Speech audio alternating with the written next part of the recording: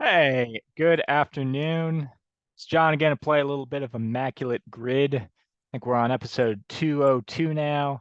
The baseball reference people running Immaculate Grid these days, they've started introducing some new categories. So on grid number 200, we saw it was like 200 strikeouts, 200 wins was the new category, and 200 hits. I lost that one. Yesterday was the new category was spent whole career with one team, which is something I'd seen in the crossover grid. Um, but that was the first time I'd seen it here. And sub two ERA. The fun little tidbit there, and this was pointed out in the comments, is that I messed up on and got lucky on the sub two, or it was sub three ERA, I think. But um, I'd said I'll just start sharing and I'll because it'll still be up, I think. Get it here. So for oh that's let's see. Just I can go previous grids. That's what I can do. So previous grids go to 201. That's yesterday. It's 59, not a great score. The Bob Feller was the biggest driver there, and well, and Steven Strasburg. So there were two people who I couldn't really think of nationals, like current national rookies or anything like that. So or Guardians. Actually, I could think of a couple Guardians, but I thought Feller would be better than the 22%. Anyway, let's talk about this guy. This is Mike Jackson. That is not the Mike Jackson I thought I was putting. The Mike Jackson I thought I was putting was a closer for several teams, including really a good Immaculate Grid pick generally, because he played for the Cleveland Indians, the Seattle Mariners. He played for the Reds. He hits a few teams, and he had a great 1998 season as a closer. He was essentially the successor to Jose Mesa in Cleveland. 40 saves, sub two ERA. That's what I was talking about. That's not the same Mike Jackson. This is a Mike Jackson pitched in the 70s and pitched 2/3 of an inning of part of a season with Cleveland. Didn't give up a run, zero ERA, works for this category. So that's how he was all the way down there at .001. I should have recognized that was an older picture and that wasn't going to be the same guy that pitched in the 90s and aughts. But sometimes you get lucky. So in any event, I guess I don't know if refreshing is actually going to do the trick. I think I just have to let's just do this. And let's go and play here. And we got three new categories. Once again, the baseball reference people are having some fun. So we're not going to match any teams. What we do have is the Toronto Blue Jays, Texas Rangers, and New York Mets lining up with 100-run season, 30 homer season, and 40 double season. Oh, I'm not going to know those as well. We might have to take a break from chasing the low rarity score and just focus on the 9 out of 9 because yeah, some of these are definitely pretty tricky. 30 home run, I should be able to do. 100 plus runs. It's like for the most part, big run scoring seasons don't stand out. Like, let me give you an example. I'm pretty sure Tom Goodwin scored 100 runs in the 1998 season for Texas. Why am I saying that? Well, I don't associate Tom Goodwin with a 100 run season, but he was a pretty good ball player who hit leadoff in front of guys like Rusty Greer and Pudge Rodriguez and Juan Gonzalez and Will Clark even. Like that was a pretty stacked lineup that scored a whole bunch of runs. So I think Tom Goodwin probably got to 100 runs, but I don't remember like what his run score total was. I'm just kind of making an educated guess. I'd say the same thing about like Shannon Stewart. Shannon Stewart hit leadoff for the Blue Jays and hit in front of guys like Vernon Wells and Carlos Delgado and Raul Mondesi, Sean Green at different times. I gotta believe he got there. Sean Green actually I think would be a interesting pick for 100 runs. Also 30 homers. Anyway, I should get going. I should start doing some of these. Um, I'll start with 30 homers. That's one I can identify pretty well. Um, Jesse Barfield will work for the Blue Jays. Jesse Barfield will work. George Bell will work. I believe Kelly Gruber 1990 will work. He had one really good year, top 5 in the MVP voting. Joe Carter will obviously work. That'll be a high point getter. Um, I don't know if anyone else on those 90s, 92, 93 team. Fred McGriff will work. And then you fast forward to a little bit later, you get Carlos Delgado, Vernon Wells, Sean Green, Raul Mondesi. They'll all work. Tony Batista will work. That one I might go with. He had a 40 homer season actually. And then you've got let's see, Aaron Hill and Adam Lind both had 30 homer seasons in 2009. I remember that specifically. And then as you get into teens, you get Edwin Encarnacion, Jose Batista, Josh Donaldson. So there's a whole bunch of options. I'm trying to think which of those I would want to go with though. I also want to say like, did Ed Sprague have a 30? Nah, I don't think he did it with. I think he did, but not with Toronto. Yeah, there's probably some more obscure ones in there. I think I'm gonna go. Let's go Tony Batista. Actually, the thing is, 40 homer season was a category, and so I think a lot of people would have come around to that. Maybe Jose Cruz Jr. I just thought of him. I think he had a 30-30 season in there with Toronto. Let's try him out. Get the right one. All right, so he goes point three. That was a long way to go to get that point three. All right. 30 homer seasons for Texas. Frank Howard with the second iteration of the Washington Senators is a good historical one. Um, and then as you I'm not thinking of anyone really in the 80s. Maybe Pete in last name starts with an I. It's like in Calvina or something like that. I think he might have, but I'm not 100% sure on that. Um,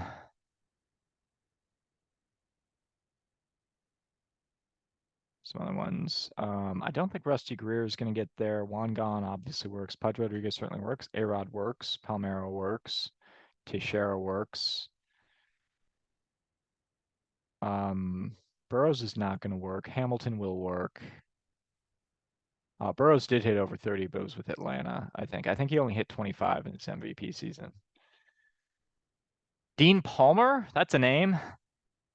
Dean Palmer might sneak in there just because there was a lot of bigger talent around him. So I think he might have a sneaky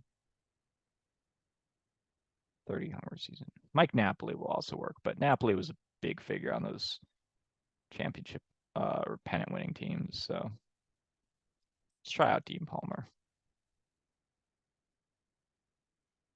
1%. All right. And then for the Mets, let's see, Darryl Strawberry, Howard Johnson will work. I think Dave Kingman works, but actually I'm not positive on the teams. I know he was with the Mets, but he also had some dud seasons in there. Actually, a lot of dud seasons.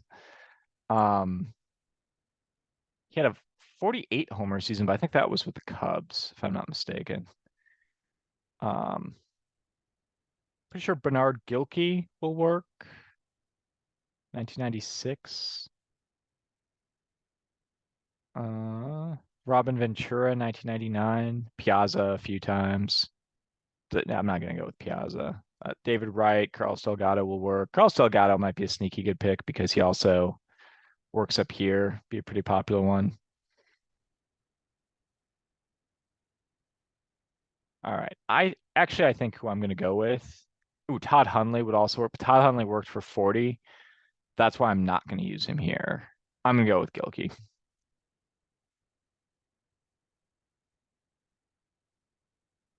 All right.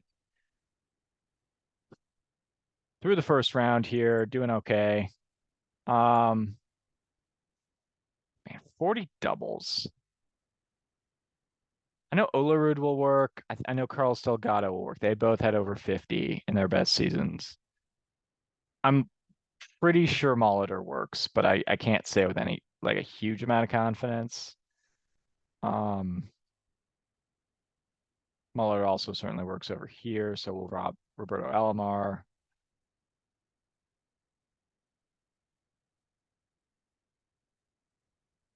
Bound to be some landmines in here, though. I know Juan Gonzalez will work. I think he'd be a pretty popular pick to go over here, though. Um, but like, I'm not sure about Teixeira. I'm not sure about A-Rod at getting 40 doubles. 40 doubles is a lot. Um,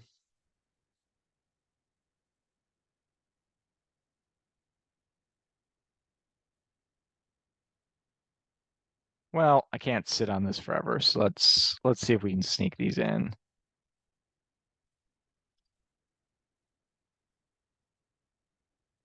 It's 9%. All right. And over here, do I go with Wangan? Maybe I go with Burrows. Seems to me he would have had over 40 doubles. Same thing with like Rusty Greer. Like that's these are guys who were in the 20s for homers, but I would think would be in the 40s for doubles. Michael Young also just seems like he would have a lot of doubles. Let's see if my hypothesis was right about Tom Goodwin. All right, he was right, and that was a good score. Um,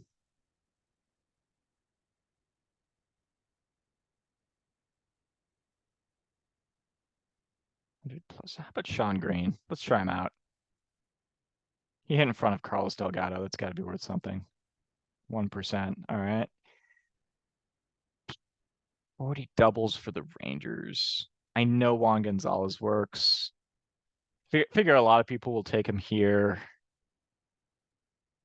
I wonder if Julio Franco works. He won a Silver Slugger in 91 and a batting title. I don't know how many doubles he had though. Over here, like names I'm thinking of are like it would surprise me if David Wright never got to 40 doubles. Um, Ricardo Alfonso maybe. Let's try him. I just have a good feeling about Edgardo Alfonso. No, you know what? Let's try John Olerud because he works at well here.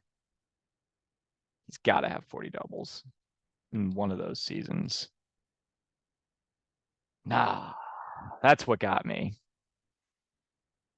Was I right about Edgardo Alfonso? He had over 50 doubles in the year he almost hit 400, and he hit like 358 in 1998. So that's why I figured it was a decent guess. Alfonso was right. I should have gone with him. All right. So I'll try to. I know Wangan works here. I'm pretty sure I'm Michael Young. I haven't said anyone over here. There's plenty of people who got 100 runs in a season. That one's actually a much less tricky category. Like, yeah, if you have a big year and the team's really good, you probably got to 100. Um, I guess I could go Olerud there. Uh, Probably Piazza. How about Mookie Wilson?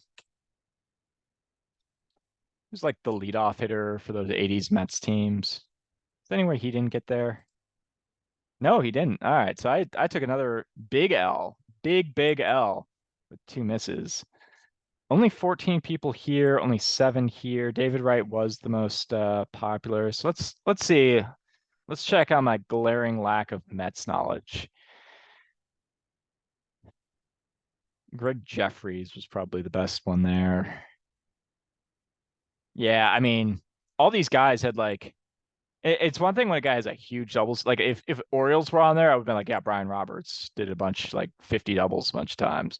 But all these guys were like between 40 and 42 doubles. And um, I'd said John Olerud. So let's check on him.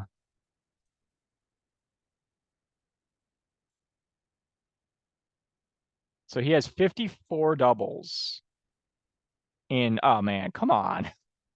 He had 54 doubles in 1993. He had 39 doubles in 1999, 36 doubles in 1998. So he's just knocking on the door here in these two really big years. Then goes to Seattle and hits 45. It's 39 a couple of years later. 500 exactly for his career. Well, if Baseball Reference debuts 500 doubles, I know who I'm going with. All right. And then 100 runs scored.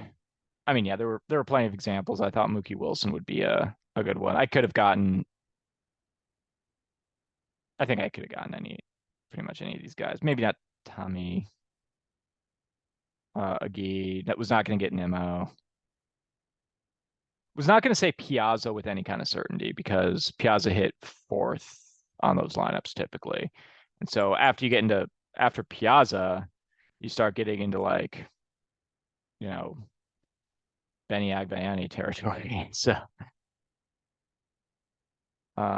any huge surprises, but it is surprising to me that Mookie Wilson, who led off for those teams and hit in front of Strawberry all those years, was not on here. But yeah, I guess he maxed out at 91. Oh, he didn't play nearly as much as I thought. He only had a few years. We had 150 games played, and by the time the Mets were really good, he was missing a lot more time due to injury. Still hitting pretty well, but missing a lot of time. Huh. All right. Well, this is still fun. This is fun because, in fact, this is actually even a little bit more fun. Like most of the classic categories, um, that I've been a lot more successful at getting low rarity scores on, I can picture them in my mind. Like a 40 homer season is usually a pretty iconic season. The 40 homer seasons for the Brewers are Prince Fielder a couple times, Richie Sexson a couple times, Gorman Thomas, Ben Oglivie, Ryan Braun, Chris Carter randomly. Um, and I think that's it. And Yelich. Um, and like I could pretty much whip those out. I could probably get to the 30 homer guys, the Brewers. But like when you start looking at other teams, like that becomes a lot trickier. 40 doubles? Yeah, I don't know. Jeff Cirillo used to hit 40 doubles all the time. I think he would work. So a lot of like that's a number where instead of like just knowing it off the top of your head because it was at the top of the leaderboard one season, it was shown in the players' um stats when they came up to bat in the postseason, that kind of thing. Now I'm just like, who seems like the kind of guy who would get 40 doubles for the Mets at some point? It turns out nobody's ever had more than like 44, I think. So I think that's what that said. So this is kind of fun. It's harder, and it'll probably mean I'll do a lot worse for you guys, but it's a little bit more fun because you just have to like think around. I'm pretty proud of the Goodwin pick because I knew he hit lead off on big teams. I used the same logic with Mookie Wilson. I was wrong because I didn't know how little Mookie Wilson was actually playing in the mid to late 80s with the Mets when they were really scoring a lot of runs. So, um, cool. Hey, fun. Two losses. Two out of the last three I've taken two misses, which is I think a record for futility. I don't think I'd ever done that on video at least, but still had fun. And I'll be back at, you know what? I'll probably do another video. I don't want to end on a soft note, so I'll probably do another video today, or at least another one of the old ones this weekend. I have to play the old categories because I'm struggling with these. Anyway, you have a good rest of your weekend, and I'll be back at it. Peace.